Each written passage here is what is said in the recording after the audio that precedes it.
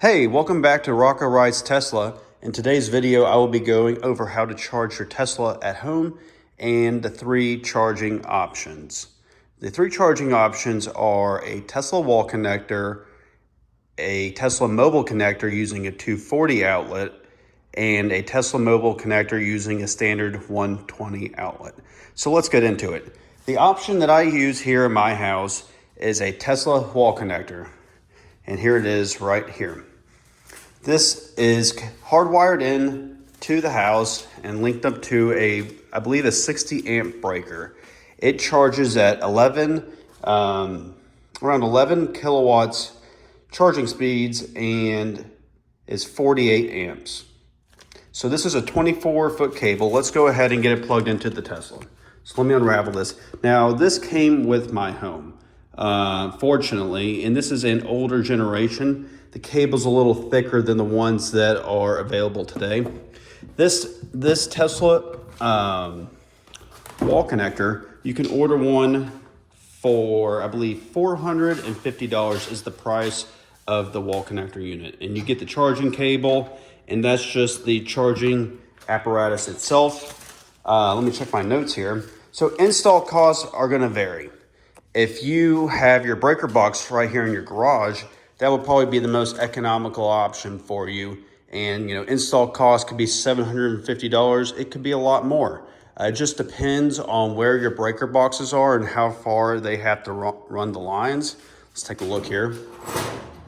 You should see, yeah, right here.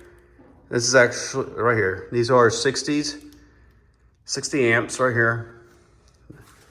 And so now when this plugs in, this charges at 44 miles of added range per hour. And most of the time I'm doing my charging overnight, and it's more than sufficient for what I need. It's great, and it's great to have. And again, this is a 24-foot cable.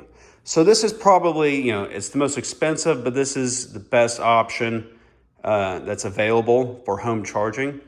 If you have multiple EVs or you have a high capacity battery in yours, this is definitely the way to go. The second option and third option come with this Tesla mobile connector. These come with all new Teslas. If you buy a used Tesla, I don't know if it comes with them or not as a part. You can also buy these online.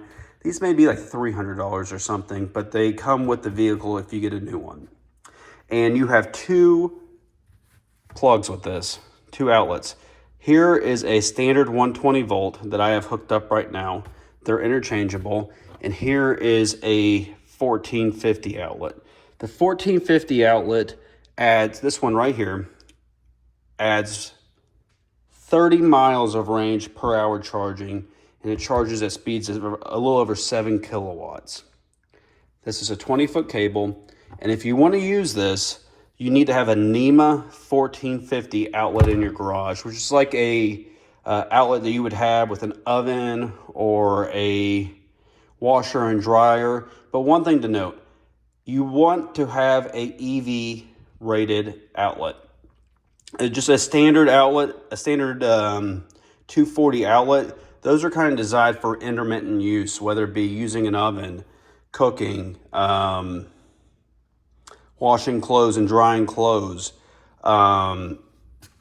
These are going to pull high amperage. So charging your Tesla on this is going to be pulling high amperage. If you don't have a EV rated outlet, you could probably damage the outlet and cause some issues. I'm not an electrician. This is just based off my own research, so I suggest you do your same. But if you decide you don't want to get the Tesla wall connector and the 240 outlet is the route for you, make sure it is an EV rated outlet and you'll get 30 miles of range per hour.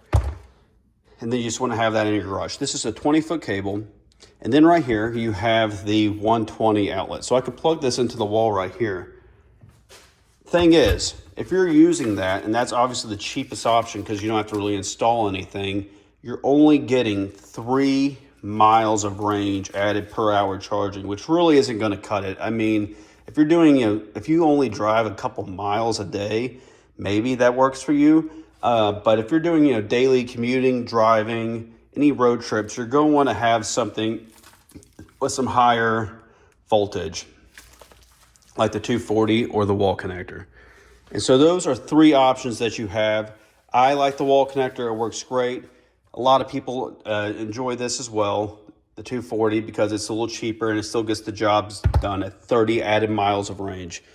This is my J1772 adapter. So if you live in an apartment or a place that has EV charging in a parking garage, apartment, a condo, what you do is you plug this into your vehicle. This is the end that goes into the vehicle.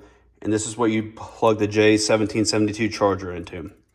And I also would recommend using a lock ring. I have a YouTube short on that. So those are the options for charging your Tesla at home. I always usually just schedule charging overnight, and maybe it takes a few hours, but I'm asleep, so it doesn't really matter. Again, just a final recap. The Tesla wall connector, that's 44 added miles of range per hour. That's the fastest charging you'll get on a home charger. The second fastest is using the Tesla mobile connector, and using this, I'd have to use both my hands, but you can pull these things out and interchange them. The second fastest is 30 miles of range added per hour on a 240 outlet using the Tesla mobile connector. And the third option of last resort is charging on this regular outlet plug, 3 added miles of range per hour. So I hope you found this video helpful. Let me know how you charge your Tesla at home, if you do have a Tesla, or if you just don't have a Tesla yet and are interested in possibly getting one and have any questions or comments, please leave those below. And if you enjoyed this video, please be sure to give it a like and subscribe so you don't miss other content, whether it be how-to videos or Tesla road trips. Until I talk to y'all next time, be safe and always be charging.